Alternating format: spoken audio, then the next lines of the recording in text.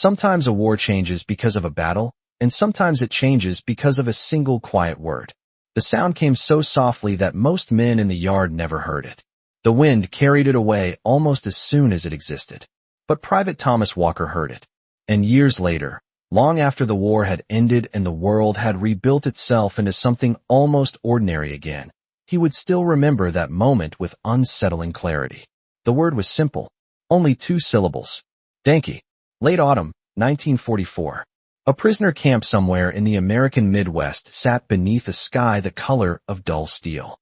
The air smelled faintly of wet wood and coal smoke drifting from a distant boiler shed. Frost clung to the edges of the wire fence that surrounded the compound, and every breath carried a thin white cloud that vanished quickly in the cold.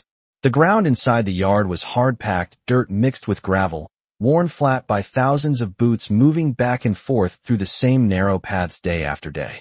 Guard towers stood silent at the corners, their shadows stretching across the yard like long fingers in the early morning light. Nothing about the place looked dramatic. Nothing about it looked heroic. War rarely did.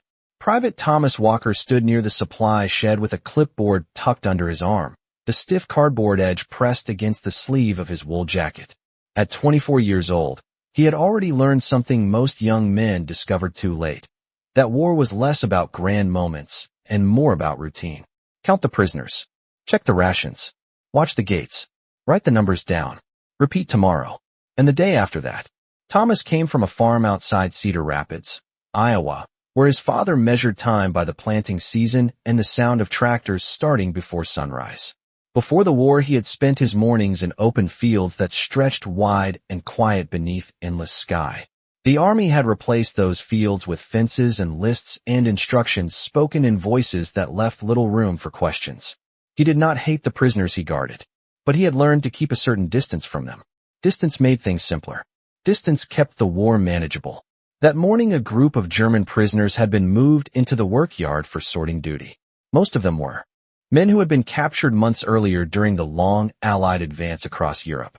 But among them were a handful of women who had arrived only recently, transported across the Atlantic after the collapse of several field hospitals near the Western Front. Their uniforms were plain gray wool dresses issued by the camp, marked clearly with black letters identifying them as prisoners of war. They moved with quiet discipline, heads lowered slightly, hands steady even in the cold. Thomas had noticed that about them. No shouting, no arguing, just work. One of those women stood near a wooden table stacked with crates of canned vegetables and sacks of dried beans waiting to be inventoried. Her name, according to the processing sheet Thomas had read 2 days earlier, was Anna Keller, 27 years old, former medical assistant, captured during a retreat near the Rhine. The file said little else, but Thomas had noticed her the moment she stepped into the yard. Not because she tried to attract attention. In fact, the opposite was true. She moved carefully, almost deliberately quiet, like someone who understood that dignity could survive even in the smallest gestures. Her hair had been pulled back into a tight knot at the base of her neck, and the cold had turned the edges of her cheeks pale beneath the gray morning light. Her hands looked rough from weeks of camp labor, thin fingers wrapped around the edge of a wooden crate as she lifted it slowly onto the sorting table. Nearby, another prisoner coughed into her sleeve, the sound dry and persistent, echoing briefly against the corrugated metal wall of the supply shed. The workyard remained mostly silent except for the occasional scrape of wood against wood and the low murmur of guards exchanging routine instructions. A truck idled somewhere beyond the outer fence, its engine producing a steady mechanical hum that blended with the wind moving through the tall pine trees beyond the camp perimeter. Thomas checked the names on his clipboard and walked along the row of tables, counting supplies and verifying tallies against the manifest sheet. Each step crunched softly on gravel. Nothing unusual, nothing worth remembering. That was the way most mornings passed in the camp. But routine has a strange way of hiding the moments that matter most. At one point, Thomas paused beside the sorting table where Anna Keller stood working. A crate of canned beans had split along one corner, and several tins had rolled across the wooden surface. Anna bent down to gather them carefully, brushing a thin layer of dust from the metal lids before placing them back into the crate. Her movements were precise, almost methodical, the same steady control Thomas had seen from nurses in field hospitals months earlier while transporting wounded soldiers through crowded aid stations. One of the other prisoners, a woman perhaps 10 years older, stood beside her, swaying slightly as if the cold or exhaustion had begun to catch up with her. Anna noticed it immediately. Without looking around, she shifted closer and placed one hand gently against the woman's elbow, steadying her before she could stumble. The gesture was quick, subtle, and almost invisible to anyone who was not paying attention. But Thomas saw it. Something about the quiet efficiency of that moment stayed with him. War had a way of stripping people down to the simplest versions of themselves. Some became louder. Some became harder. Others, strangely enough, became more careful with the small things. Thomas made a note on his clipboard and turned to move on to the next table. That was when he heard it. A breath of sound behind him. Soft. Barely there. Danke. He stopped.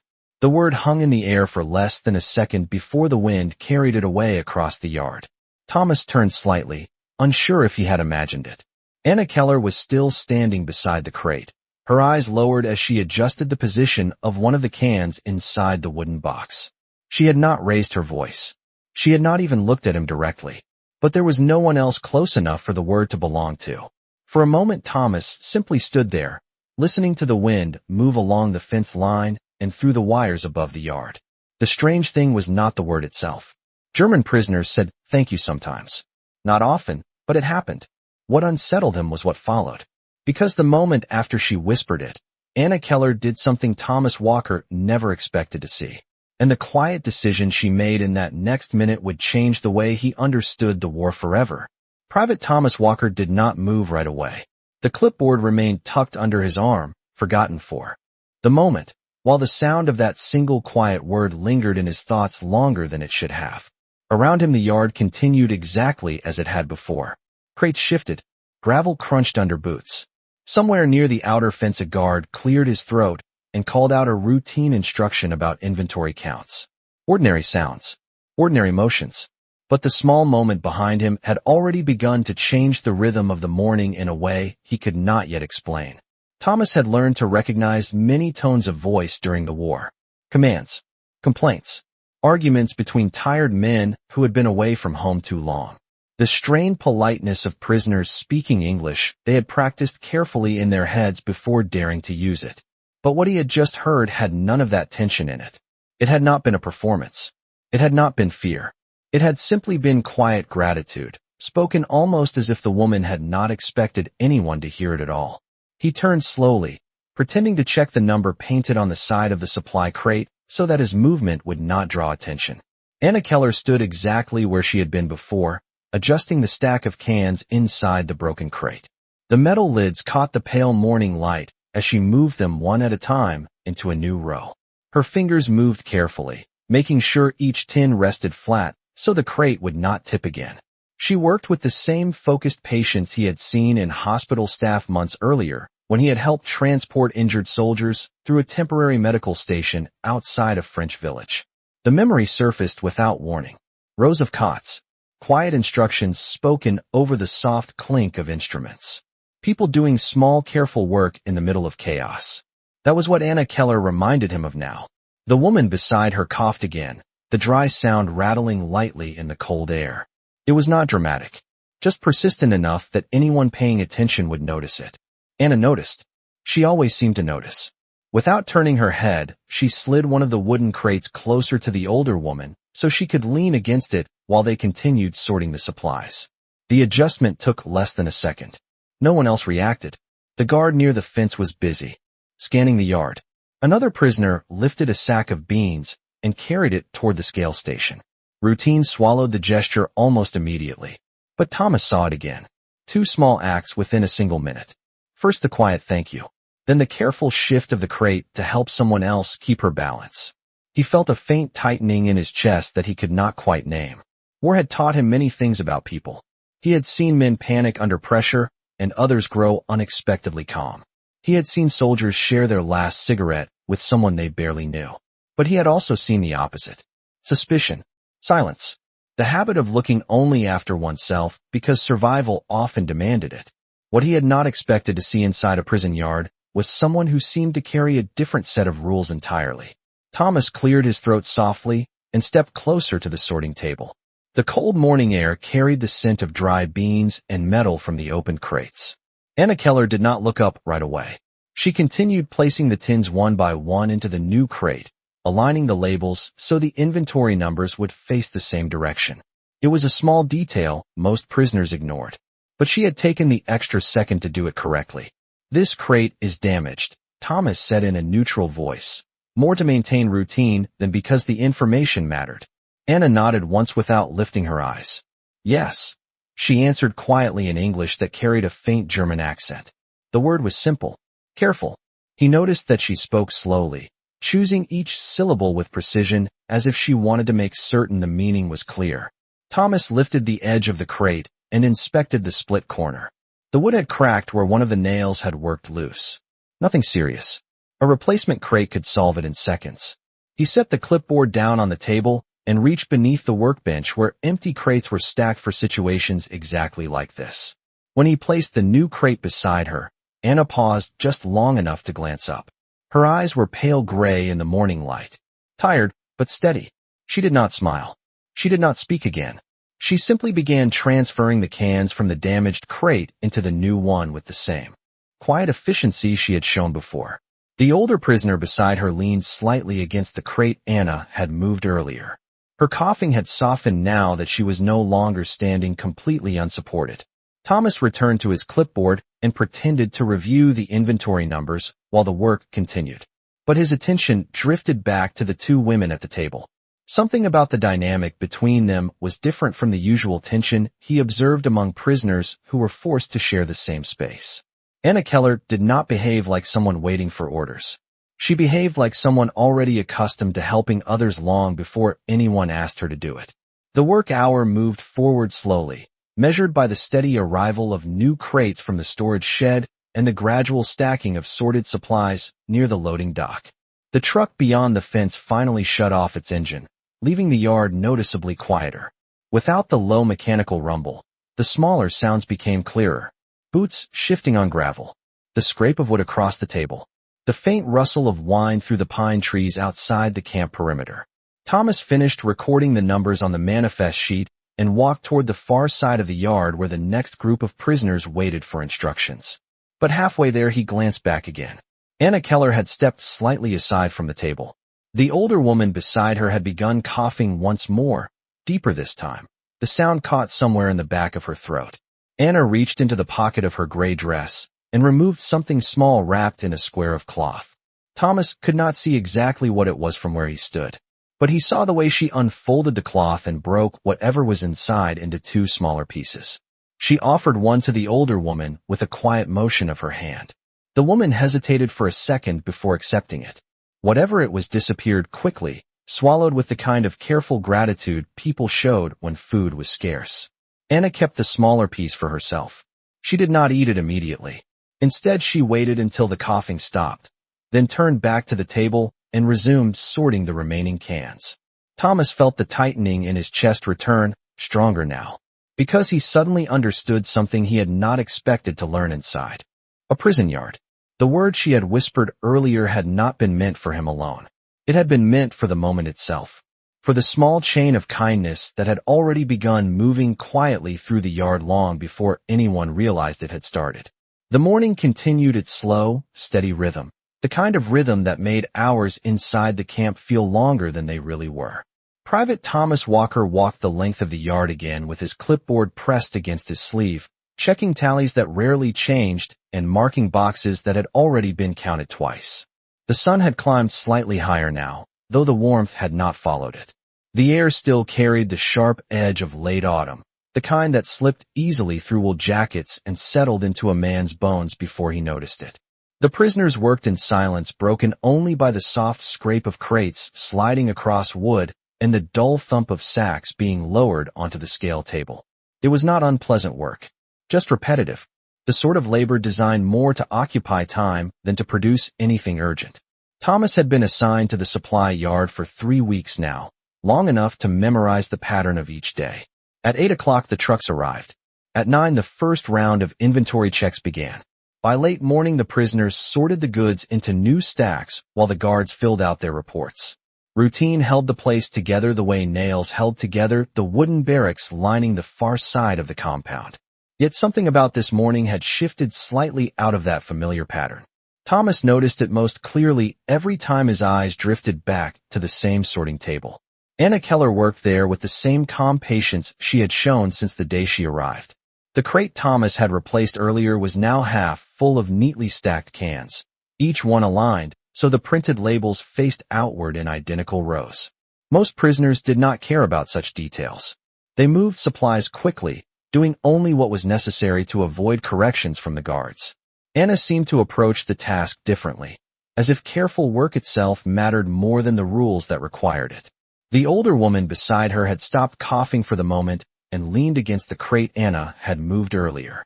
From a distance, the two of them looked almost like workers in an ordinary warehouse somewhere far from the war, people who had simply been asked to organize a shipment before it left the building. The illusion lasted only until a guard's voice echoed across the yard or a section of wire fence rattled lightly in the wind. Thomas paused beside the scale station and flipped through the pages on his clipboard. The numbers were correct. Every crate accounted for. Still, he lingered there longer than necessary, watching the sorting table without appearing to do so. The cloth bundle Anna had opened earlier was gone now, folded back into her pocket. Whatever had been inside it had clearly been small enough to disappear in 2 quick bites. Bread perhaps, or something similar saved from a previous meal. Food was never abundant inside the camp, but the rations were fair by military standards. No one was starving. Yet the way she had divided that small portion so naturally stayed in his mind. Not dramatic, not announced, just done. The older woman spoke quietly to Anna in German, her voice too soft for Thomas to understand from where he stood. Anna listened without stopping her work. After a moment she answered in the same language, the syllables flowing quickly but gently, like someone accustomed to speaking to patients who needed reassurance more than information. Thomas did not know what she had said, but the older woman nodded and straightened slightly, as if the words had helped. A few feet away, another prisoner struggled to lift a crate that was clearly heavier than expected. The man's grip slipped once before he managed to slide the box across the table. Anna noticed that too. She stepped forward without hesitation and steadied the crate with both hands while he adjusted his hold. The man murmured something in thanks before returning to his own stack. Again, it was a small moment. So small that it would normally vanish inside the larger machinery of the day. But Thomas had begun to realize that Anna Keller seemed to operate inside the camp with a different kind of awareness than most people around her. She paid attention to things others overlooked. The shifting balance of a crate, the sound of someone struggling to breathe, the quiet needs that rarely made it into official reports or inventory sheets. Thomas tapped his pencil lightly against the clipboard and forced himself to turn back toward the storage shed. A guard who spent too much time observing prisoners could invite unnecessary questions from the others on duty. Still, as he walked past the sorting table again, Anna looked up briefly. Their eyes met for less than a second. There was no fear in her expression, no resentment either, only a kind of steady acknowledgement, as if both of them understood that the moment earlier had passed between them without needing further explanation. Thomas gave the smallest nod before continuing on. By mid-morning the light had changed again. The steel-gray sky had softened into a pale blue, and thin sunlight reached across the yard, touching the tops of the crates and warming the rough boards of the sorting tables. Frost melted slowly along the fence wires, dripping into the gravel below in tiny droplets that caught the light like glass beads. The truck beyond the fence started its engine once more, preparing to leave with the first load of sorted supplies. A guard near the gate called out for the work detail to clear the path. Prisoners stepped aside while the truck rolled forward at a slow, careful pace. The movement stirred the yard for a moment. Then quiet returned as quickly as it had disappeared. Thomas moved back toward the sorting table with a fresh manifest sheet. Anna had nearly finished her row of crates now. Only 3 cans remained on the wooden surface in front of her. She lifted them one by one and placed them carefully into the final row, adjusting the angle so the labels lined up perfectly with the others. When the crate was full, she pressed the lid down and hammered the loose nail back into place with the handle of a small metal tool someone had left nearby. The sound echoed softly across the table. Thomas stopped beside her and checked the number printed on the crate. Everything matched the inventory sheet exactly. For a moment, neither of them spoke. The quiet felt natural rather than awkward, like the pause between two workers finishing the same task. Anna wiped her hands lightly against the sides of her dress, brushing away the dust from the wooden boards. Then she looked toward the older woman beside her, making sure she was steady before stepping away from the table. Thomas followed her gaze and realized something he had not fully noticed earlier. The older woman was still leaning against the crate Anna had moved at the beginning of the morning. Without that simple adjustment, she might have spent the entire hour standing unsupported on tired legs. A small change, a small kindness. But inside the rigid structure of camp routine, it had quietly altered the shape of the morning for someone else. Thomas felt that tightening in his chest again, stronger now, as if the realization had finally caught up with him. War often measured courage in loud moments. Charges across open ground. Orders shouted above engines and artillery.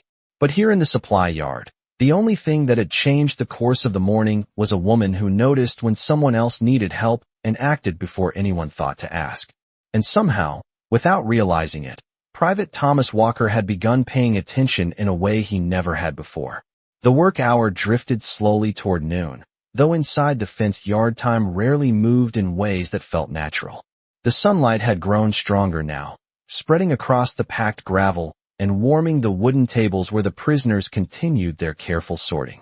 The chill that had hung in the air during the early morning began to loosen its grip, replaced by a faint dryness that carried the smell of pine trees from beyond the outer fence. Private Thomas Walker stood near the loading dock reviewing the final numbers on the manifest sheet, though his eyes returned again and again to the same quiet corner of the yard. Anna Keller had finished sealing the crate she had been working on earlier and moved to a new stack of supplies that had just been brought out from the storage shed. The task was simple: open the shipment, check the contents, and reorganize them into smaller boxes for transport. But she approached it with the same steady patience she had shown all morning. The wooden lid lifted, the contents inspected, each item placed carefully where it belonged. Nearby, the older woman who had been coughing earlier now worked more slowly than the others, her shoulders slightly hunched beneath the gray camp dress. Every few minutes, she paused to catch her breath. Each time she did, Anna adjusted her own pace to match. She never made it obvious. She simply slowed her movements enough that the older woman never fell behind the rest of the group. Thomas noticed that as well. The longer the morning continued, the more clearly he saw how deliberate those choices were. Some people reacted to hardship by protecting themselves first. Others seemed to measure their strength by how much they could quietly give away.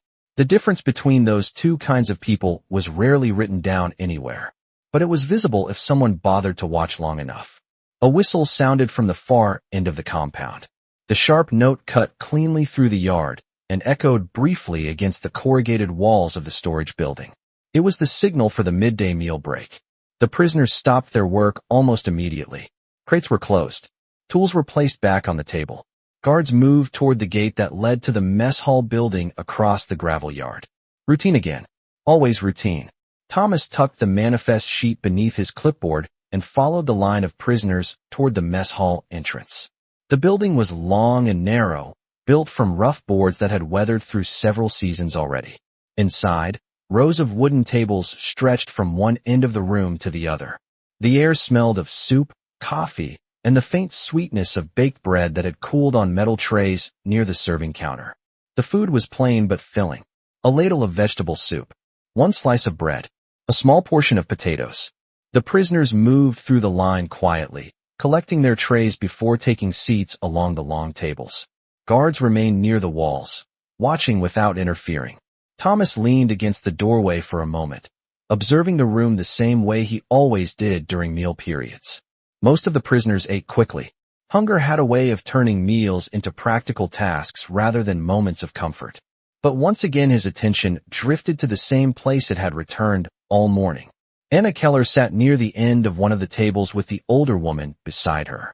Their trays rested in front of them, the thin steam from the soup rising slowly into the warm air of the room. The older woman reached for her spoon first, but hesitated after a few bites, pressing a hand lightly against her chest as another small cough interrupted her breathing. Anna paused immediately. She slid her own cup of water toward the woman without saying a word. The older woman drank slowly before setting the cup down again.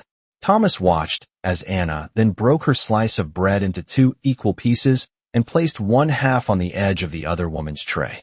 The motion was natural, almost automatic, as if she had repeated it many times before. The older woman shook her head at first, clearly reluctant to accept the extra portion.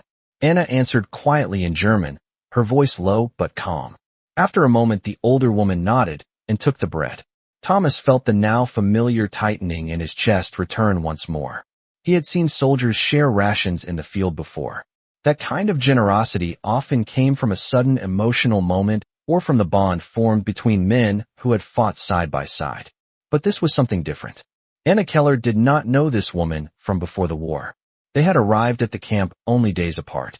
Yet she behaved as if caring for the stranger beside her was simply the most normal decision in the world. Across the room, another guard stepped closer to Thomas and followed his line of sight toward the table. "They work quietly," the guard said, his voice casual. Thomas nodded. "Yes," he answered. The guard shrugged and moved on, uninterested in the small details of the scene. But Thomas continued watching. Anna finished her soup slowly, then folded the empty napkin beside her tray. Before standing, she glanced once more toward the older woman to make sure she had eaten enough. Only then did she rise with the rest of the group when the whistle sounded again for the end of the meal break. The prisoners carried their trays to the wash station before returning to the yard outside. The sunlight greeted them again as they stepped back through the doorway. The air felt warmer now than it had that morning. The pine trees beyond the fence swayed lightly in the breeze, their needles catching the afternoon light like thin strands of glass. Work resumed almost immediately. Crates opened. Tables filled again, with supplies waiting to be sorted. But something inside Thomas Walker had shifted quietly during that meal. He had spent months inside camps like this one, believing that routine defined everything that happened. Within their fences, count the prisoners, guard the gates, deliver the rations, keep the numbers correct. Yet the longer he watched Anna Keller move through the yard, the more he realized that routine was only the surface of the place. Beneath it were smaller decisions happening every hour. Decisions about patience, about attention, about whether a person chose to see someone else's struggle or simply look away. Anna Keller never seemed to look away. And without fully understanding why, Private Thomas Walker had begun to realize that the quiet strength guiding her actions might matter far more than anything written on the clipboard in his hands. The afternoon settled over the camp slowly, the way long days often did when every task repeated itself with quiet precision. The sky above the yard had cleared into a pale blue that stretched wide and uninterrupted, the kind of sky that reminded Private Thomas Walker of the open farmland back in Iowa. In those fields the air had smelled of soil and cut hay. Here it carried the scent of pine trees, dust, and the faint metallic edge of the storage crates stacked along the fence. Work resumed after the midday break with the same steady rhythm as the morning. Crates were opened. Labels were checked. Supplies were reorganized into smaller shipments that would be loaded onto trucks before sunset. Most prisoners returned to their tasks without speaking, their movements practiced and economical. The camp had a way of teaching people how to conserve energy. Nothing wasted. Not time. Not motion. Not words. Thomas walked along the work line again with his clipboard, verifying the new shipments that had arrived during the meal break.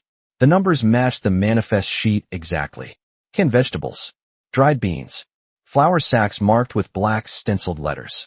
Ordinary supplies that would travel to nearby farms and military kitchens across the region. Yet while his pencil moved across the page, his attention drifted back toward the same table he had watched throughout the morning. Anna Keller stood there again, her sleeves pushed slightly higher as she lifted a wooden lid from another crate. The sunlight caught the edge of her hair where a few loose strands had slipped free from the knot at the back of her head. Her movements remained calm and deliberate, even after several hours of continuous work. The older woman beside her had returned as well, though she worked more slowly now, pausing between tasks to steady her breathing. Each time she hesitated, Anna adjusted the pace of her own work without drawing attention to it. Thomas had begun to recognize the pattern. She did not rush ahead. She did not look back with impatience. She simply kept the work moving at a speed both of them could manage. A guard near the fence shouted a brief instruction to move the next stack of crates toward the loading area. The prisoners closest to the gate responded immediately, lifting the boxes onto a small rolling cart used to transport heavier shipments across the yard. The wheels rattled softly over the gravel as the cart passed near Anna's table. One of the men guiding it stumbled slightly when the cart caught against a loose stone. The crates shifted for a moment before settling again. Anna reached out instinctively and steadied the top box before it could slide. The man gave a quick nod of thanks before continuing toward the truck waiting beyond the gate. Thomas noticed the gesture again. Small, quiet, almost invisible to anyone who was not watching closely. But he had started noticing these moments now the way a person notices patterns in a field once someone points them out. The longer the afternoon continued, the more clearly he saw that Anna Keller moved through the yard with a kind of awareness that seemed almost practiced. She anticipated small problems before they became larger ones. She noticed discomfort before it turned into complaint, and she responded without expecting recognition. Thomas leaned one shoulder against the wooden post beside the supply shed and studied the yard for a moment. The camp itself remained unchanged. The fences still cast their narrow shadows across the gravel. The guard towers still stood silent against the bright sky. Trucks still arrived and departed according to the same schedules they had followed for months. Yet something inside the place felt different now that he had begun to see the details he once overlooked. He remembered something his father had told him years earlier while they worked together repairing a fence line back home. A farm, his father had said, survived not because of the large machines, but because of the small habits people practiced every day. Checking the gates, watching the weather, fixing the loose boards before they broke completely. The quiet care that kept everything standing. Thomas had not thought about those words in a long time. But as he watched Anna Keller work, they returned with surprising clarity. She lifted another crate lid and inspected the contents before sliding the box closer to the table's edge. Inside were wrapped bundles of dried herbs packed carefully in brown paper. She opened one bundle and examined the label before placing it back in the crate with the others. The smell of the herbs drifted briefly into the warm afternoon air. Rosemary perhaps, or thyme. The scent carried faintly across the table, mixing with the dusty smell of wood and rope that filled the supply yard. The older woman beside her paused again, pressing one hand lightly against the table as she caught her breath. Anna noticed immediately. She slid the crate a few inches closer so the woman would not need to reach as far for the next bundle. The movement was simple enough that no one else reacted to it.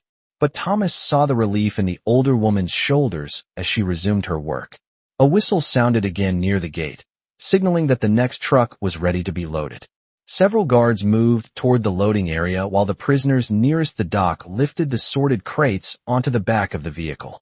The engine idled with a low mechanical rumble that vibrated faintly through the gravel beneath their boots. Thomas stepped away from the shed and walked toward the table where Anna and the older woman continued their sorting. He stopped beside the crate she had just sealed and checked the number printed on its side. The count matched the manifest sheet once again. Everything was correct. Anna wiped her hands lightly against her dress and looked toward the truck as it began rolling slowly toward the gate. The engine noise filled the yard for a moment before fading as the vehicle disappeared beyond the outer fence. Silence returned gradually, broken only by the distant rustle of wind through the pine trees. For a brief moment neither of them spoke. Thomas realized that throughout the entire day Anna had never once asked for anything. Not an extra break, not a different task, not even acknowledgement from the guards who oversaw the work lines. She simply continued doing what needed to be done, quietly adjusting the space around her so others could endure the same long hours with slightly less strain. And the more he observed that quiet pattern, the more clearly Thomas Walker began to understand that the small word she had whispered that morning had never been the true beginning of the story unfolding inside the camp. It had only been the first moment he finally stopped long enough to notice it. The afternoon light stretched longer across the yard as the hours moved quietly toward evening, turning the gravel paths pale gold beneath the lowering sun. The air had grown warmer than it had been all day, though a faint coolness still drifted through the pine trees beyond the fence, carrying the steady whisper of needles moving high above the camp. Private Thomas Walker stood near the supply shed again, his clipboard resting loosely in one hand while he watched the last shipments of the day being organized near the loading dock. The routine of the camp rarely changed after the midday break. By late afternoon, most of the heavy work was finished. The prisoners sorted the final crates, sealed the lids, and stacked them neatly in rows ready for transport the following morning. Guards checked the tallies one final time before the whistle signaled the end of the work detail. It was the quietest part of the day. People moved slower. Voices softened. Even the trucks seemed to idle more patiently as the long shadows began stretching across the yard. Anna Keller worked at the same table she had occupied since morning. The crate of herbs she had inspected earlier was now sealed and stacked beside several others, each one labeled clearly with black lettering. She wiped her hands on a small cloth before lifting another crate lid. Inside were sacks of dried potatoes packed tightly together. She checked the count, wrote the number carefully on a scrap tag, and tied the tag to the crate handle with a piece of twine. The motion was precise and practiced. Thomas had begun to notice that she approached every task the same way. Nothing rushed, nothing careless. The older woman beside her moved more slowly now than she had in the morning. The long day had clearly drained her strength. Every few minutes, she rested her hands against the edge of the table before continuing with the next item. Anna noticed each pause the moment it happened. Without drawing attention to it, she slid the heavier sacks closer so the woman would not have to lift them as high. When the woman's hands trembled slightly while tying a knot, Anna quietly reached across the table and tightened the twine for her before returning to her own crate. From across the yard, Thomas watched the exchange unfold with the same quiet focus he had carried all afternoon. The longer the day continued, the more he realized that Anna Keller seemed to move through the camp with an unusual steadiness. The fences did not change her pace. The guards did not shape her voice. She behaved the same way whether someone was watching or not. That kind of consistency was rare anywhere, but especially rare in a place built entirely on rules and restrictions. Thomas shifted his weight against the wooden post beside the shed and glanced toward the far corner of the yard where two guards were speaking quietly near the gate. Neither of them paid any attention to the sorting table now. The last truck had already left earlier, and the work line had grown calm as the prisoners finished their final tasks. The sunlight fell across the crates in long, narrow strips, lighting the dust that drifted gently in the air each time a lid closed or a sack shifted. Anna lifted another crate lid and paused when she realized it was nearly empty. Only a few small bundles remained inside. She removed them one at a time and arranged them carefully in a smaller box. Then she placed the lid back on the larger crate and slid it aside so it would not take up unnecessary space on the table. The older woman beside her coughed again, softer now but still persistent. Anna glanced toward her and spoke quietly in German. The words were too soft for Thomas to hear, but the tone carried the same calm reassurance he had noticed earlier in the day. The older woman nodded and took a slow breath before continuing. A moment later, Anna reached into the pocket of her gray dress and removed the small folded cloth bundle Thomas had seen earlier that morning. She opened it carefully and revealed what remained of the bread she had saved from the midday meal. Only a small piece remained now, hardly more than a few bites. She broke the piece in half and offered one portion to the older woman without hesitation. The woman hesitated again, just as she had earlier in the mess hall, shaking her head slightly as if to refuse the extra food. Anna answered quietly, her voice patient but firm. After a moment, the woman accepted the bread and ate it slowly. Anna waited until she finished before taking the remaining piece for herself. She ate it calmly, brushing the crumbs from her fingers before returning the cloth to her pocket. Thomas felt something shift again inside his chest, the same quiet recognition that had followed him throughout the day. He had spent months guarding prisoners in camps like this one. Most days blended together so completely that it was difficult to remember anything specific about them afterward. But this day had begun to stand apart in ways he could not fully explain. It was not because of a dramatic event or a broken rule. Nothing unusual had happened according to the official reports he would file that evening. Supplies had been sorted. Numbers had matched the manifest sheets. The work detail had proceeded without interruption. Yet the more he watched Anna Keller move through the yard, the more clearly he understood that something important had taken place anyway. Not in the large visible structure of the camp, but in the quiet spaces between ordinary moments. A whistle sounded again from near the gate, signaling that the work day would end in a few minutes. The prisoners began closing the last crates and wiping the tables clean of loose dust and splinters. Anna lowered the lid of the final crate and pressed it firmly into place. She checked the tag one last time before stepping back from the table. The older woman beside her leaned against the crate Anna had moved earlier, breathing more steadily now. Across the yard, Thomas Walker straightened from the wooden post and closed the cover of his clipboard. For the first time since he had been assigned to the supply yard, the end of the day did not feel like the simple closing of another routine shift. Instead, it felt like the quiet conclusion of something he had been slowly learning hour by hour without realizing it at first. Because throughout the entire day, Anna Keller had done something that no rule in the camp required and no report would ever record. She had noticed people, and in a place built entirely around fences and numbers, that simple choice had begun changing the way one American soldier saw everything inside those gates. The whistle that marked the end of the work detail echoed across the yard with a long, clear note that carried all the way to the pine trees beyond the fence. The sound always meant the same thing. Crates closed. Tools returned. Lines formed. Another workday finished. The prisoners moved almost automatically when they heard it, wiping their hands on their sleeves and stepping away from the sorting tables where they had spent the past hours lifting and organizing supplies. Gravel shifted softly beneath their boots as they gathered into a loose line near the gate that led back toward the barracks. The late afternoon sun had lowered enough now that the entire yard glowed with a muted golden light.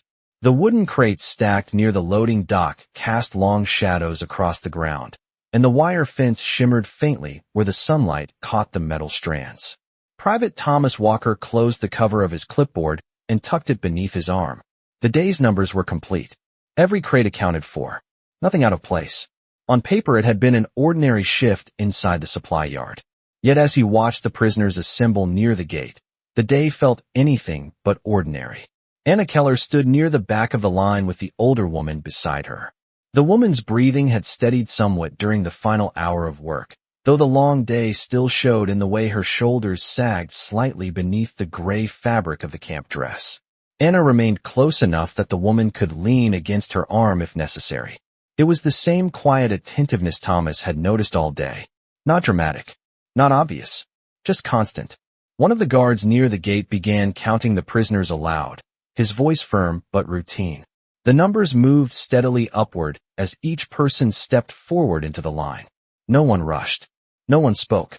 The camp had long ago trained everyone inside it to move in silence when the day ended.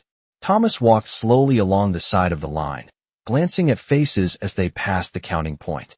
It was part of the routine as well. Make sure no one had fallen behind. Make sure the work detail ended with the same number of prisoners who had started it that morning. Anna stepped forward when her turn came. The guard called the number and nodded without looking up from his clipboard. She moved on quietly, guiding the older woman forward with a light touch at her elbow. When the count finished, the line began moving toward the narrow gravel path that led between the fence and the storage shed. The path wound across the yard toward the long wooden barracks where the prisoners slept. Thomas fell into step several yards behind them, walking slowly as the group moved forward. The sun hung low above the trees now, bright enough that people raised their hands to shield their eyes as they walked west across the compound. The air smelled faintly of dust and pine resin warmed by the afternoon light. It was the kind of calm evening that could almost make a person forget that the entire place existed because of a war happening thousands of miles away. As the line approached the barracks, the older woman's pace slowed slightly. The gravel path dipped in one small place where rainwater had carved a shallow groove through the ground earlier in the season. Most of the prisoners stepped over it without thinking. The older woman hesitated when she reached the edge of the dip. Her foot slipped slightly against the loose stones. The motion was small, but enough to throw her balance. Anna reacted instantly. Her hand tightened around the woman's arm and steadied her before she could stumble. The two of them paused for a moment until the woman found her footing again. Then they continued forward with the rest of the line. Thomas saw the entire moment from where he stood behind them. It lasted no more than 2 seconds. Yet something about the way Anna moved stayed with him again. There was no frustration in her expression, no visible strain, just the quiet certainty of someone who had already decided long ago that helping another person was simply part of moving through the world. The line reached the barracks door where another guard waited to mark the final count for the evening. One by one the prisoners stepped inside the building. The warm light from the small windows glowed softly against the darkening sky outside. Anna paused briefly near the doorway, while the older woman entered ahead of her. Only after making sure she had crossed the threshold safely did Anna step inside herself. The door closed behind the last prisoner with a dull wooden thud. Silence settled over the yard almost immediately. The work tables stood empty now, the crates stacked neatly beside the loading dock. A breeze moved gently across the open space, carrying the faint sound of insects beginning their evening chorus in the grass beyond the fence. Thomas remained where he was for a moment longer, looking toward the closed barracks door. Most days he would have turned back toward the guard station without another thought. The routine rarely required anything more. But something about the day had left him standing there longer than usual. He replayed the small moments in his mind the way a person studies a series of photographs after the fact. The quiet word that morning. The piece of bread divided in half. The crate moved closer, so tired hands did not have to reach as far. The steady arm offered when someone's balance faltered on loose gravel. None of it had been large enough to appear in any report. None of it would be written down in the official records of the camp. Yet those moments had quietly shaped the entire day. Thomas Walker finally turned toward the supply shed where the other guards had begun finishing their own paperwork for the evening. The sky above the compound had shifted to a deeper shade of blue, and the first faint stars appeared between the tall silhouettes of the pine trees. As he walked across the empty yard, he realized something that unsettled him in a way he had not expected. Before this day, he had thought of the prisoners primarily as numbers in a count, names on a list that needed to remain accurate at the end of each shift. But Anna Keller had quietly altered that perspective without saying a single word about it. She had done it through the smallest possible actions, the kind most people overlooked entirely. And somewhere between the morning whistle and the closing of the barracks door, Private Thomas Walker had begun to see the people inside the fences in a way he never had before. Evening settled slowly over the camp after the prisoners disappeared into the barracks, the quiet spreading across the yard like a blanket laid gently over the ground. The golden light that had filled the compound only minutes earlier faded into softer shades of gray and blue as the sun dipped behind the tall line of pine trees at the edge of the property. Private Thomas Walker walked back toward the supply shed with the unhurried steps of someone whose duties for the day were nearly complete. The gravel beneath his boots shifted with the familiar sound he had heard every evening since arriving at the camp. Most days the end of a shift carried a simple sense of routine. Paperwork finished. Equipment stored. Another day behind him. But this evening the quiet yard seemed to hold the echoes of something he had not expected to notice when the morning began. The wooden tables where the prisoners had worked stood empty now, their surfaces brushed clean of dust and splinters. Stacks of sealed crates waited neatly beside the loading dock, each one marked clearly for the next morning's transport. The breeze moving across the compound carried the faint scent of pine needles and distant wood smoke from the small heating stove inside the guard station. Thomas stepped inside the shed and placed his clipboard on the narrow desk near the wall. The other guards had already begun filling out their final reports for the evening. One man leaned back in his chair while scratching notes onto a form, the dull scratch of his pencil the only sound inside the room for several seconds. Another guard flipped through the pages of a supply ledger with slow, deliberate movements. Nothing unusual, just the quiet routine that ended every workday in the same way. Thomas picked up a pen and began transferring the numbers from his clipboard onto the official report sheet. The process required careful attention even though the information rarely changed. Inventory counts, work detail attendance, confirmation that all prisoners had returned to the barracks without incident. He wrote the numbers slowly, the way he always did, making sure each column matched the tallies recorded earlier in the day. Outside the small window beside the desk, the sky continued darkening into deeper shades of evening. The tall pine trees stood like black outlines against the fading light. Somewhere beyond the fence a night bird called once, its distant cry echoing softly across the quiet fields surrounding the camp. Thomas finished the final line on the report and set the pen down. According to the paperwork, the entire day had passed without anything worth noting. Supplies accounted for. Prisoners counted. Work detail completed according to schedule. A clean report. The kind most officers preferred because it meant no complications had occurred. Yet as he looked at the finished page in front of him, Thomas felt the same strange awareness that had followed him since morning. The report described the mechanics of the day, but it said nothing about the moments he had actually seen. The quiet exchange of bread in the mess hall. The crate shifted a few inches closer, so tired hands could reach it more easily. The steady arm offered when someone nearly lost balance on the gravel path. The single whispered word that had started it all. He closed the report folder and leaned back slightly in the wooden chair. Across the room, one of the guards stood and stretched his arms before reaching for his coat. Another stepped outside to smoke beside the door, the faint smell of tobacco drifting briefly through the open frame before the door closed again. The small building returned to silence.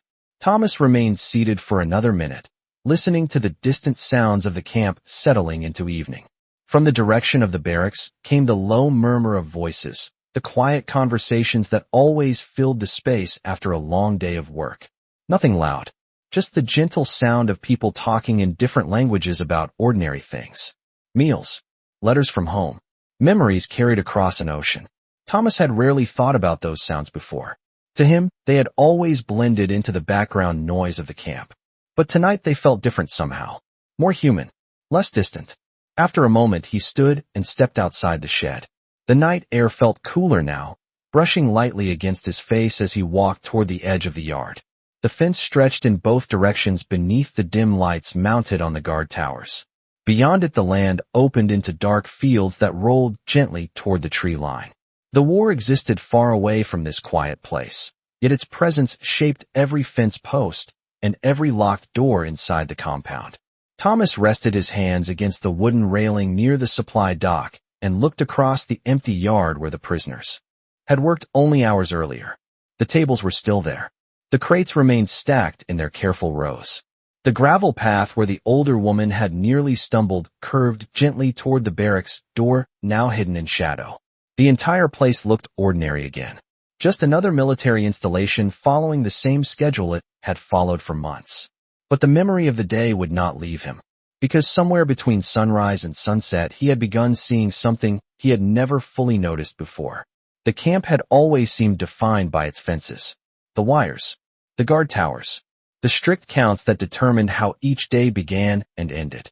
Yet Anna Keller had moved through that same space without allowing those boundaries to shape the way she treated the people around her. She had not argued with the rules. She had not tried to break them. She had simply chosen to notice the quiet needs of others inside the system that surrounded them all. And in doing so, she had created small moments of dignity that existed completely outside the structure of the camp itself. Thomas remained there for several minutes, watching the lights appear one by one in the windows of the barracks as night settled fully over the compound. Somewhere inside that building, Anna Keller would be sitting among the other prisoners, perhaps speaking softly with the older woman she had helped throughout the day. The thought stayed with him longer than he expected. Finally, he turned back toward the guard station, the gravel crunching beneath his boots as he crossed the yard. The routine of the camp would begin again in the morning, just as it always did. Another whistle. Another line of prisoners stepping out to the work tables. Another stack of crates waiting to be sorted. Yet Private Thomas Walker knew with quiet certainty that tomorrow he would watch the yard differently than he had the day before. Because the smallest actions he had witnessed throughout the day had changed something inside him. And once a person begins to see those quiet choices clearly, it becomes impossible to pretend they were never there. Morning arrived quietly over the camp the next day, the pale light of early sunrise stretching across the gravel yard before most of the prisoners had even stepped outside their barracks. The sky above the pine trees carried a soft silver color that slowly warmed into pale gold as the sun climbed higher behind the eastern fields. A thin layer of dew clung to the fence wires and wooden tables, catching the light in tiny points that shimmered like glass before fading as the air warmed.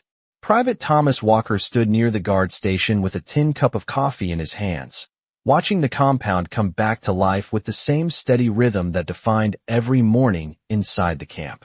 The whistle had not yet sounded, but the day was already beginning. A truck rumbled somewhere beyond the outer road, its engine echoing faintly through the trees before fading again into the distance. The smell of coffee drifted from the small stove behind him, mixing with the fresh scent of pine needles carried by the breeze moving across the open yard. Thomas had slept little during the night, not because anything unusual had happened, but because his thoughts kept returning to the quiet moments he had witnessed the day before. War had trained him to remember the large events clearly. Orders, movements, reports. Yet it was the smallest memory that had followed him into the early hours before dawn. A single word spoken so softly that the wind nearly carried it away. He lifted the cup and took a slow drink while looking toward the barracks building across the yard. The wooden structure stood silent for the moment, its windows still dim in the early light. Inside, the prisoners were beginning their morning routine just as they did every day. Beds folded, blankets stacked, shoes tied before stepping out onto the gravel path. The routine repeated itself so consistently that a person could almost set a clock by it. Thomas lowered the cup and rested one hand against the wooden railing beside the guard station. A guard tower light flickered off as the rising sun brightened the yard enough to replace the artificial glow that had lit the compound during the night. A few minutes later, the barracks door opened, and the first prisoners stepped outside into the cool morning air. They moved quietly, forming the line that would soon walk toward the supply yard for another day of sorting shipments. Their gray uniforms caught the early sunlight in muted tones, the fabric still creased from the night's rest. Thomas watched the line form with the same careful attention he had given it the previous day. One by one the prisoners stepped into place. Men in the front rows, several women toward the middle, and then he saw her again. Anna Keller stepped out of the barracks doorway with the same calm posture she had carried the day before. The older woman walked beside her, moving a little more steadily this morning though her pace remained slower than most. Anna remained close enough that their shoulders nearly touched as they joined the line. The morning light illuminated the side of her face briefly as she turned to say something quietly to the woman beside her. Thomas could not hear the words from where he stood, but he saw the small nod that followed. The same quiet exchange of reassurance he had witnessed several times already. The whistle sounded from the guard station a moment later, its clear notes spreading across the yard to signal the start of the new work detail. The prisoners began walking toward the supply tables where the next shipment of crates had already been stacked during the early morning hours.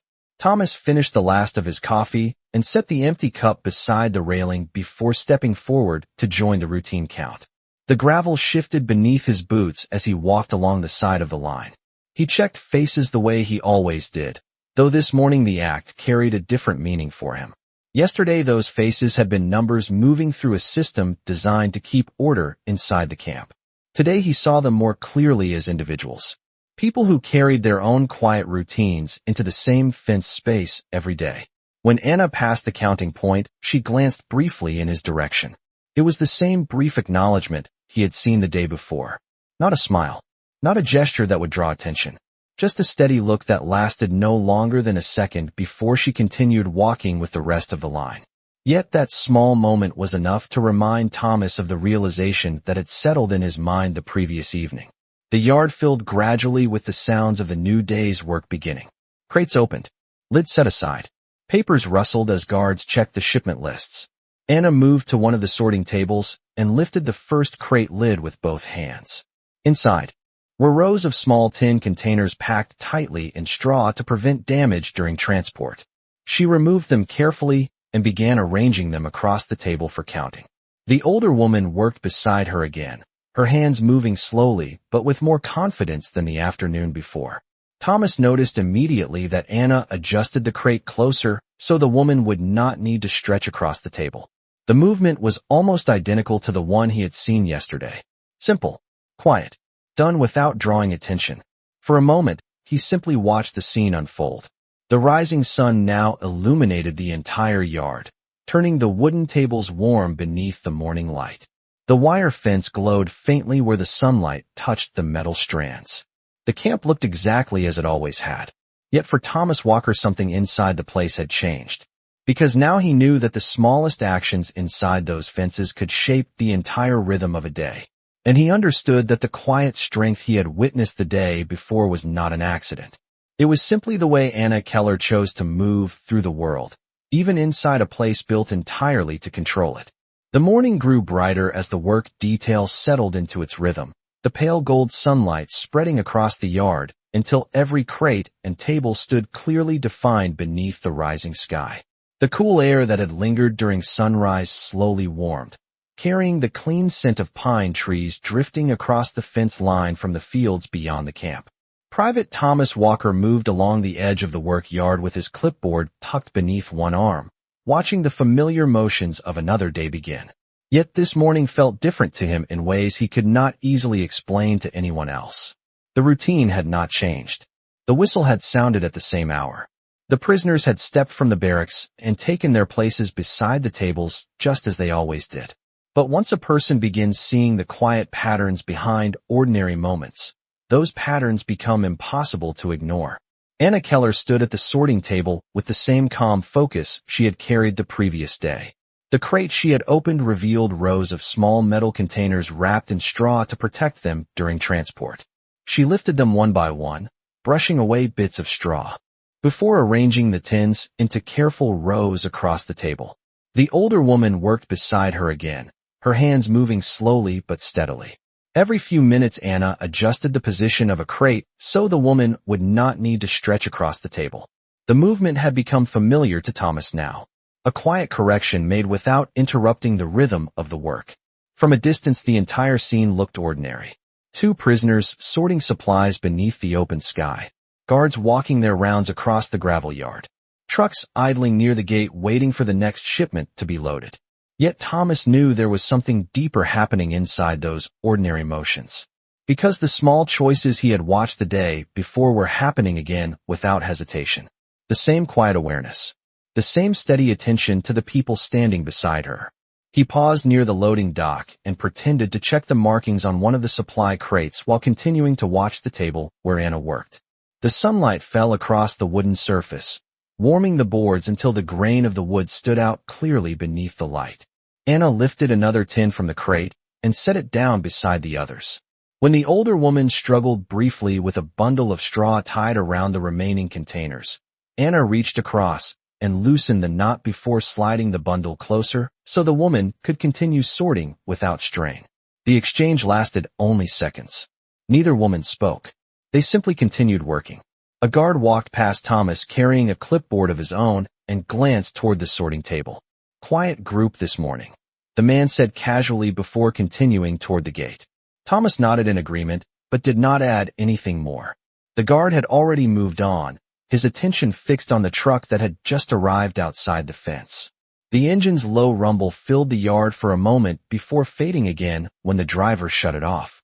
The gate opened and a fresh stack of supply crates rolled into the yard on a small transport cart. The prisoners nearest the gate moved forward to begin unloading them. Anna finished the row of tins in front of her and closed the crate lid carefully before sliding the box toward the stack waiting beside the table. The older woman paused again to catch her breath, resting both hands lightly against the edge of the table. Anna noticed immediately. She reached into the crate beside her and removed a small cloth used to wipe dust from the containers. Instead of using it for the crates, she dipped the cloth into a nearby bucket of water and handed it to the older woman so she could cool her hands. The woman pressed the cloth briefly against her forehead before returning it with a grateful nod. Thomas felt the same quiet realization settle deeper inside his thoughts as he watched the moment unfold. Nothing about the exchange had broken the rules of the camp. Nothing had drawn the attention of the guards moving through the yard.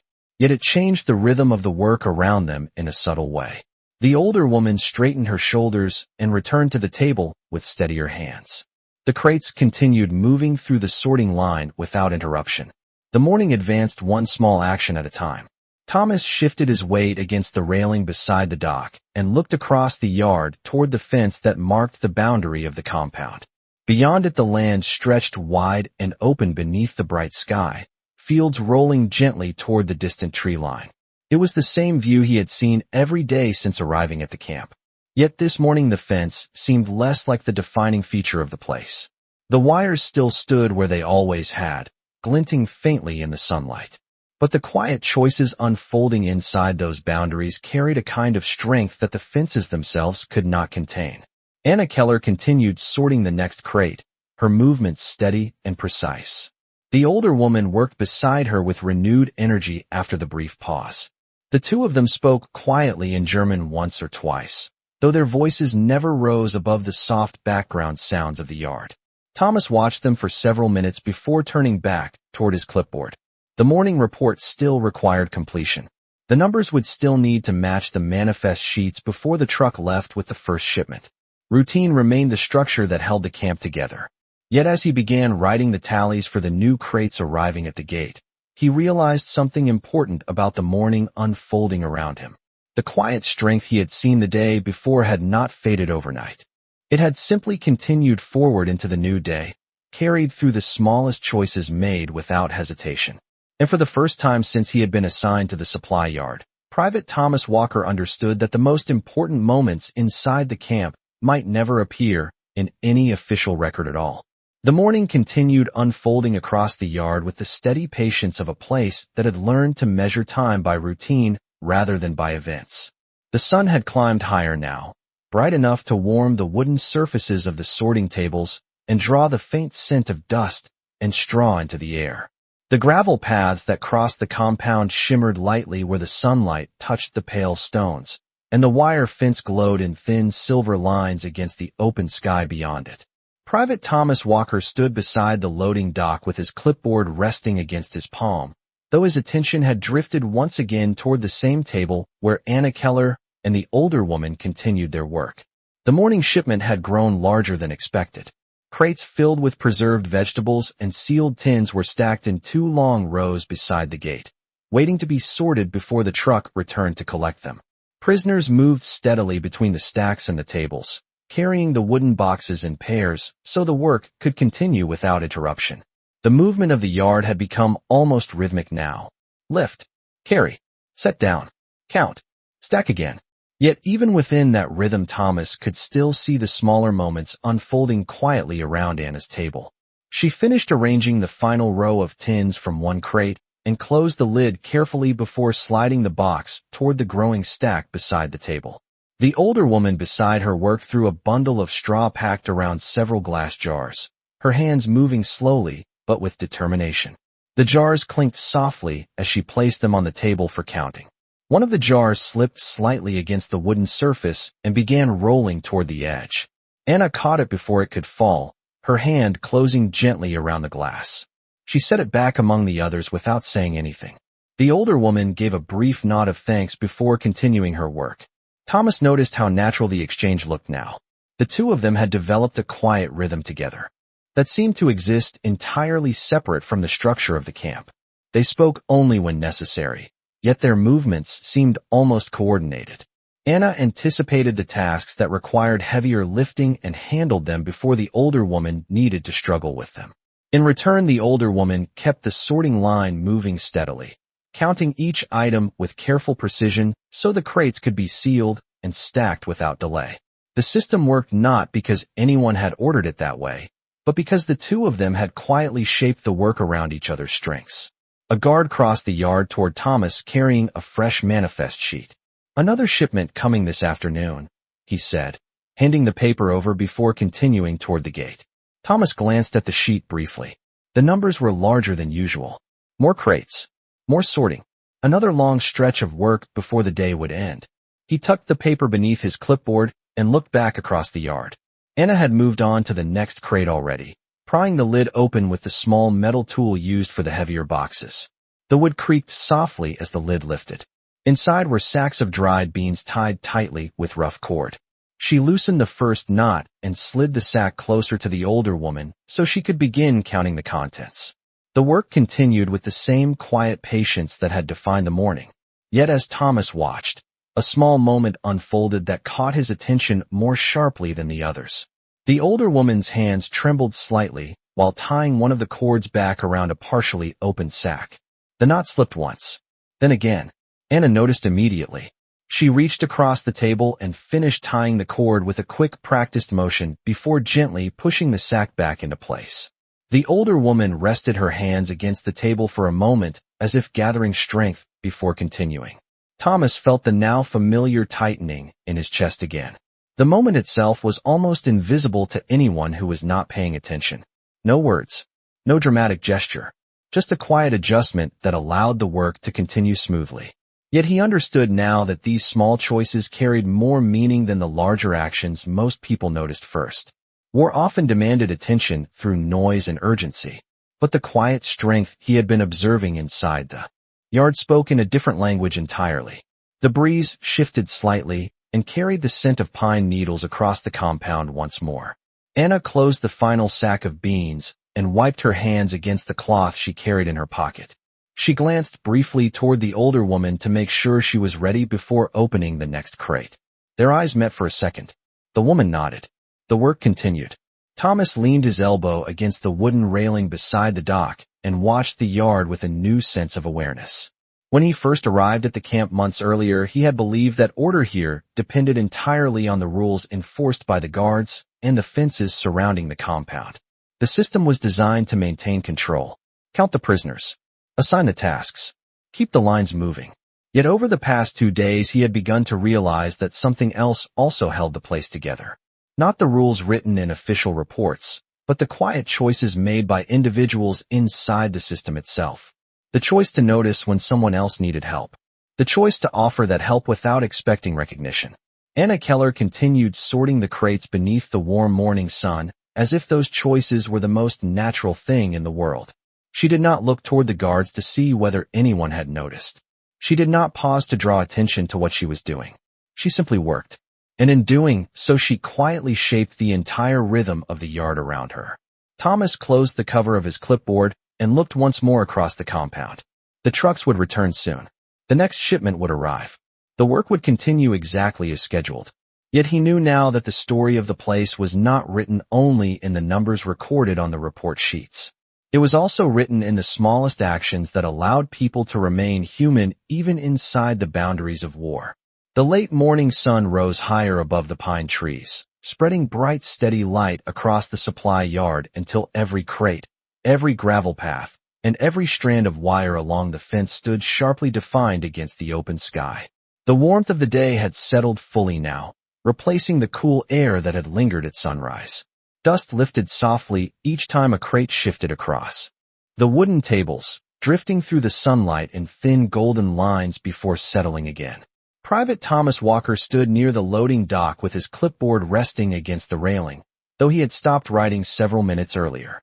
The yard had fallen into the same working rhythm that had carried it through the morning. Crates opened. Contents counted. Lids sealed and stacked in careful rows beside the truck waiting beyond the gate. Yet as the hours passed, the quiet pattern he had begun noticing the day before continued unfolding in the same steady way. Anna Keller worked at the sorting table with the same calm focus she had carried since the first moment he had seen her. The crate in front of her held rows of sealed glass jars packed tightly in straw. She lifted each jar carefully and brushed away the loose straw before setting it on the table so the older woman beside her could count them. The older woman's hands moved more slowly now, the long mourning beginning to show in the way she paused between each jar. Anna noticed the pause the moment it happened. She slid the crate closer so the jars rested within easier reach, then quietly took over lifting the heavier bundles while the woman counted them one by one. Thomas had begun to expect those small adjustments. They happened almost without interruption now, as if the two women had developed a silent understanding of how to move through the work together. The older woman handled the counting. Anna handled the lifting. The line of crates moved steadily from one side of the table to the other. Across the yard, another group of prisoners loaded sealed boxes onto the back of a truck that had arrived shortly after mid-morning. The engine idled with a low rumble while the wooden ramp creaked beneath the weight of the shipments being carried upward. Guards moved along the edges of the yard, checking the manifests and marking each crate before it disappeared into the truck bed. Routine again. Always routine. Yet within that structure Thomas could see the quiet influence of something far less visible. Anna finished arranging the final row of jars and closed the crate lid carefully before sliding it toward the stack waiting beside the table. The older woman wiped her hands against her sleeves and leaned lightly against the edge of the table for a moment. The movement was subtle, but Thomas saw the brief fatigue in her posture. Anna saw it too. She reached into the pocket of her dress and removed the small cloth she carried with her.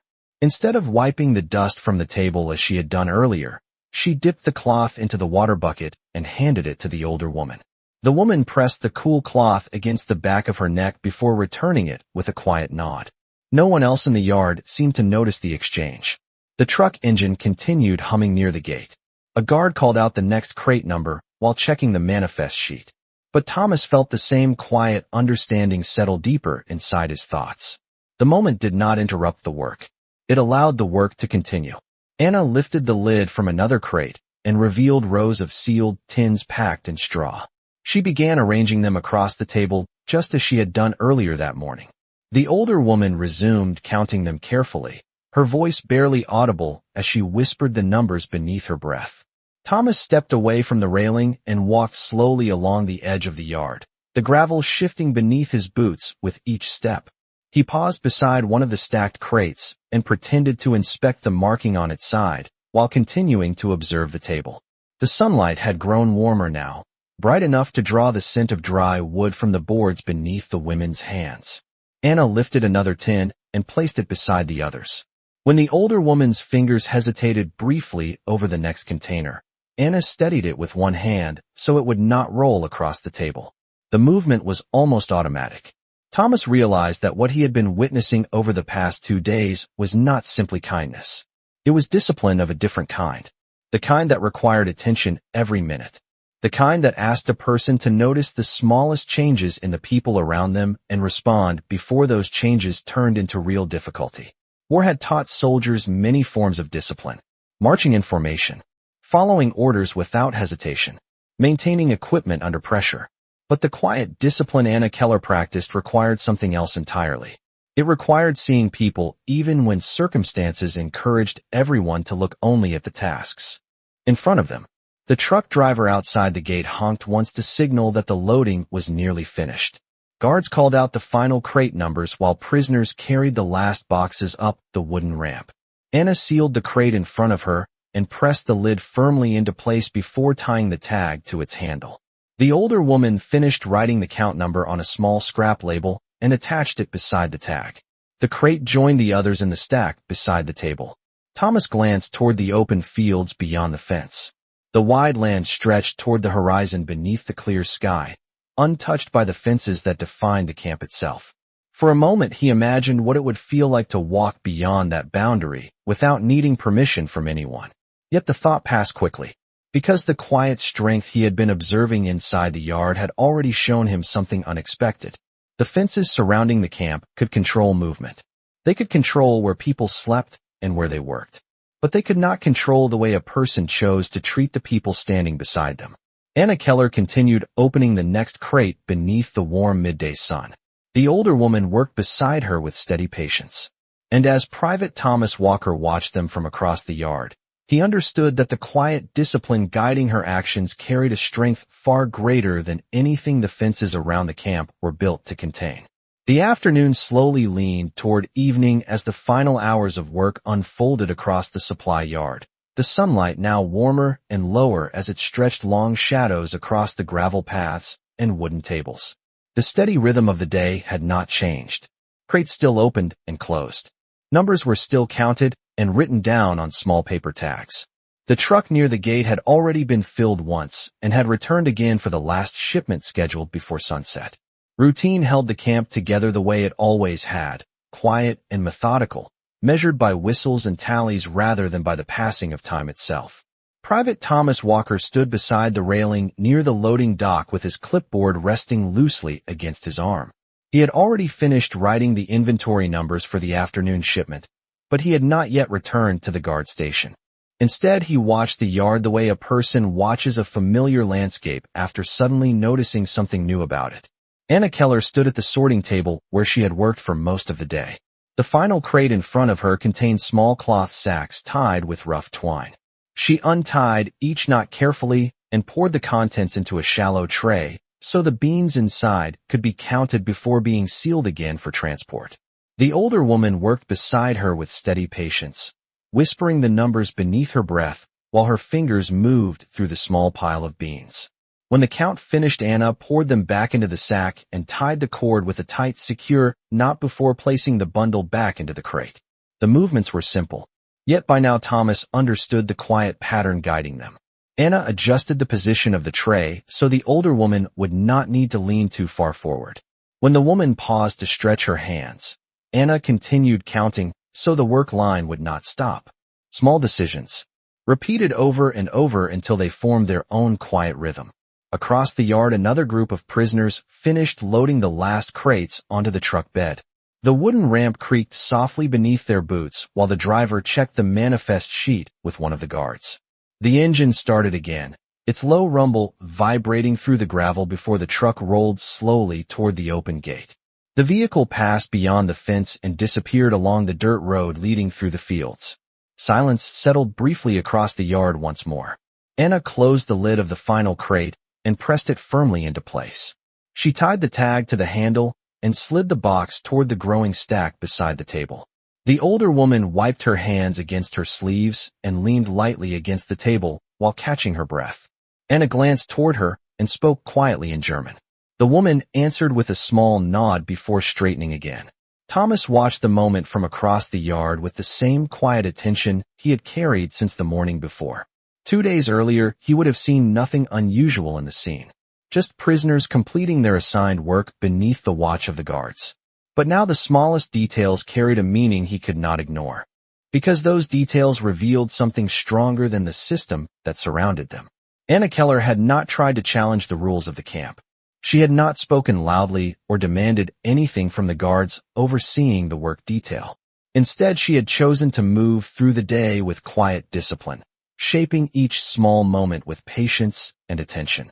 The older woman beside her stood a little straighter now than she had that morning. The long hours of work had not disappeared, but the steady presence beside her had made them easier to endure.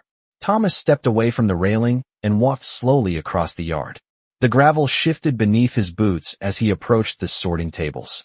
Anna lifted the last crate from the table and set it on the stack beside the others. When she turned back toward the empty work surface, she noticed him standing a few feet away. For a brief moment, neither of them spoke. The yard around them had grown quiet now that the truck had left. The breeze moved gently across the open compound, stirring the loose straw on the ground and carrying the distant sound of wind through the pine trees beyond the fence. Anna wiped her hands on the cloth she carried in her pocket and looked toward the stack of crates as if confirming that the work was finished. Then she looked back toward Thomas. He realized that the moment required no formal exchange, no command, no explanation. Yet he spoke anyway, his voice calm and simple. "The count matches," he said. Anna nodded once, the same small acknowledgement she had given him the morning before. Then, almost as quietly as she had spoken the day before, she answered in careful English. "That is good." The words were simple, yet they carried the same steady calm he had come to recognize in everything she did. Thomas glanced toward the older woman who now stood beside the table with her hands resting lightly against the wood. She seemed stronger than she had been when the day began. Anna noticed his glance and gave the woman's arm a brief, reassuring touch before stepping away from the table. A whistle sounded from the guard station at the far end of the yard, signaling the end of the work detail for the evening. The prisoners began gathering into their line once again, preparing to walk back toward the barracks as the sun lowered behind the trees. Anna stepped into place beside the older woman and waited as the line slowly formed. Thomas remained where he stood for a moment longer, watching them move toward the gravel path that led across the yard. The scene looked almost identical to the one he had witnessed the evening before. Yet the meaning of it had changed completely, because over the course of 2 ordinary days inside a quiet supply yard, he had discovered something that no training manual had ever explained. Courage did not always appear in loud moments. It did not always announce itself with orders or recognition. Sometimes it existed in the quiet discipline of a person who refused to forget the humanity of the people standing beside them. Anna Keller walked with the others toward the barracks door, her posture calm beneath the fading light of the evening sky. She did not look back. She did not wait for acknowledgement from anyone watching the yard. She simply continued forward, carrying with her the same quiet strength that had shaped every small moment of the day.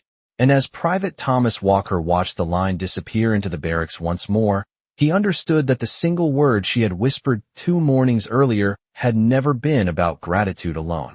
It had been a reminder that even in a place defined by fences and rules, The smallest choices could still raise the standard of what it meant to remain human.